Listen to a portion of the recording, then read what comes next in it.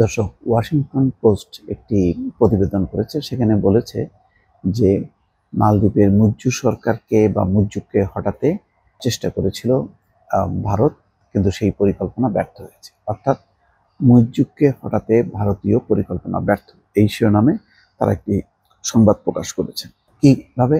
সেটি হচ্ছে পার্লামেন্টের যে সদস্য আছে, বিরোধী এবং মুজ্জু দলের সবাইকে বিপুল পরিমাণ ঘুষ দেওয়ার একটি পরিকল্পনা ছিল, যে সেই ঘুষের বিনিময়ে তারা মুজ্জুর উপরে অনাস্থা প্রকাশ করবে, ফলে মুজ্জু আর ক্ষমতায় থাকতে পারবে না।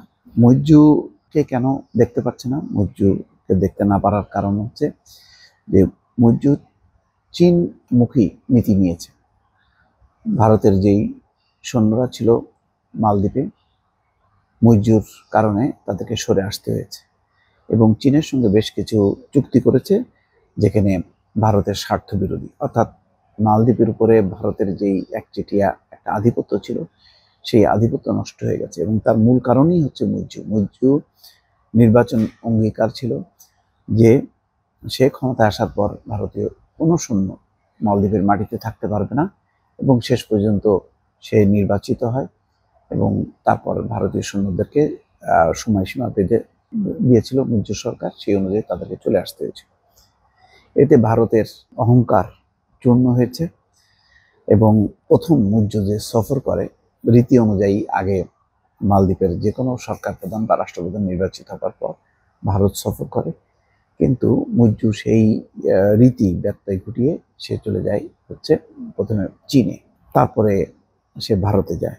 তো ফলে একটা শীতল সম্পর্ক শুরু হয় মোদির সাথে এই মুজ্জুর।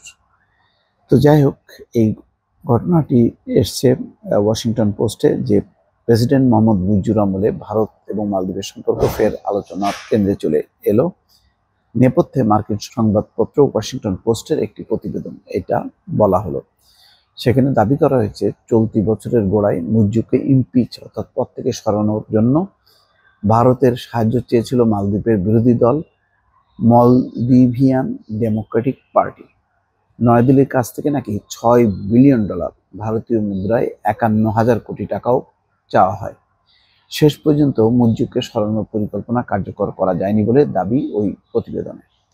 ওয়াশিংটন পোস্টের প্রতিবেদন অনুসারে মুজ্জুকে পদচ্যুত করতে মালদ্বীপের পার্লামেন্টের 40 জন সদস্যকে ঘুষ দেওয়ার পরিকল্পনা করা হয়। এই 40 জনের মধ্যে মুজ্জুর নিজের দলের সদস্যরাও ছিলেন, কিন্তু মুজ্জুকে সরানোর জন্য যথেষ্ট সংখ্যক ভোট নিশ্চিত করা যায়নি বলে দাবি করা হয়েছে। প্রতিবেদনে এও বলা হয়েছে, মুজ্জুকে সরানোর পরিকল্পনা নিয়ে ভারতীয় গোয়েন্দাদের সঙ্গে আলোচনা হয় মালদ্বীপের বিরোধী দলের নেতাদের। তবে ভারত সরকারের ভূমিকা নিয়ে প্রতিবেদনে কিছু উল্লেখ করা হয়নি। মালদ্বীপের সাবেক প্রেসিডেন্ট তথা বিরোধী দলের প্রধান মোহাম্মদ নাসিদ এই প্রসঙ্গে বলেছেন, এই ধরনের পরিকল্পনার কথা আমার জানা নেই। ভারত কখনো এই ধরনের পদক্ষেপকে সমর্থন করবে না, কারণ তারা মালদ্বীপের গণতান্ত্রিক ব্যবস্থাকে সমর্থন করে। এখন পর্যন্ত এই বিষয়ে নয়াদিল্লির পক্ষ থেকে কিছু জানানো যায়নি। আনন্দবাজার অনলাইন এই খবরটি প্রকাশ করেছে। এর পেছনে নেপথ্যে কি কারণ আছে? একটি কারণ তো আছেই, যে মুজ্জুর নির্বাচিত হয়ে আসা এবং তার পরবর্তী যে পদক্ষেপগুলো, সেগুলি ভারতের পছন্দ হয়নি। সেই কারণে হয়তো হতে পারে এমন একটি বিষয়, তবে এর সত্যতা একেবারে 100% নিশ্চিত করা যায়নি। দর্শক, ভালো থাকবেন। আল্লাহ হাফেজ।